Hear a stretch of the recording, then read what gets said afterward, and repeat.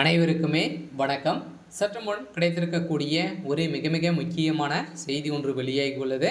சற்று முன் உதயநிதியை சிறப்பால் அடித்த சென்னை மக்கள் போலீஸ் குவிப்பு இது மாதிரி செய்திகள் வெளியாகி இருக்கு. ஸோ இன்று பார்த்தீங்கன்னா சற்று முன் பார்த்தீங்கன்னா ஒரு 3 மணி அளவில் பார்த்தீங்கன்னா உதயநிதி ஸ்டாலின் சென்னை மக்களை ஒரு பகுதி பார்த்தீங்கன்னா சந்திச்சிருந்தார்.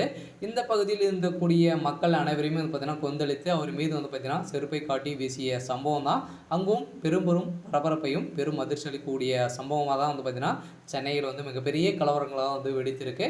ஏற்கனவே பார்த்தீங்கன்னா கனமழை காரணமாக இன்னும் விடாத பாடு இல்லையா, இப்போ கூட பார்த்தீங்கன்னா நேற்று நைட்டு கூட கனமழை பெய்து இருந்த நிலையில் சென்னை பார்த்தீங்கன்னா மூழ்கி இருக்கு இல்லையா. நீர் சுற்றி சென்னை மக்கள் அனைவருமே பெரும் அவதிப்பட்ட ஒரு நிலையில் பார்த்தீங்கன்னா திமுகவுடைய அரசு ஒழுங்காக செயல்பட்டது அப்படின்னா எந்த ஒரு பாதிப்பும் ஏற்படாது அப்படின்ற மாதிரி தான் மக்களிடையே ஆக்ரோஷமாக எழுப்பக்கூடிய உதயநிதி ஸ்டாலின் அவர்களுக்கு பார்த்தீங்கன்னா எதிர்ப்புகள் தெரிவித்து வந்திருந்த நிலையில் தான் அங்கும் மிகப்பெரிய கலவரங்கள் வெடித்திருக்கு. இதை பற்றி இந்த வீடியோவில் முழுமையாக பார்க்கலாம். அதுக்கு முன்னாடி நம்ம சேனலுக்கு எப்போ தான் நீங்கள் முதல் முறையாக வந்திருக்கீங்க அப்படின்னா மறக்காமல் நம்மளுடைய சேனலை சப்ஸ்கிரைப் பண்ணி சப்போர்ட் பண்ணுங்கள்.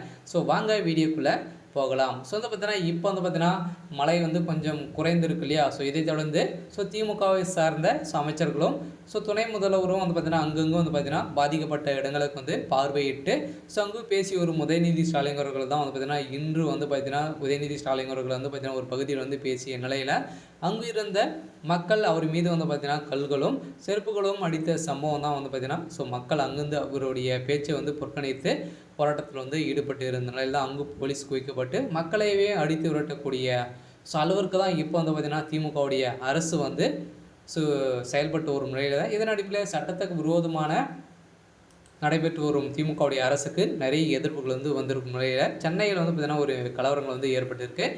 ஏற்கனவே விழுப்புரத்தில் பார்த்தீங்கன்னா திமுகவை சேர்ந்த அமைச்சர் பொன்முடி அவர்களுக்கும் பார்த்தீங்கன்னா ஒரு மீது சேரு மீது சாணியும் வீசப்பட்ட சம்பவத்தினால பார்த்தீங்கன்னா அங்கும் பெரும் பரபரப்பை ஏற்படுத்தியிருந்தது இல்லையா. ஏற்கனவே பார்த்தீங்கன்னா கலவரங்கள் வெடித்து வரும் நிலையில் ஏற்கனவே திமுகவுடைய அரசுக்கு நிறைய எதிர்ப்புகள் வந்திருந்தாலும் இந்த எதிர்ப்பு பார்த்தீங்கன்னா திமுகவுடைய ஒட்டுமொத்த கதையும் முடியக்கூடிய அளவிற்கு தான் இப்போ நடந்து வரும் நிலையில் உதயநிதி ஸ்டாலின் அவர்களுக்கு பார்த்தீங்கன்னா செருப்படி விழுந்திருக்கு. இருந்தாலும் ஏற்கனவே மழையின் காரணமாக பார்த்தீங்கன்னா இப்போ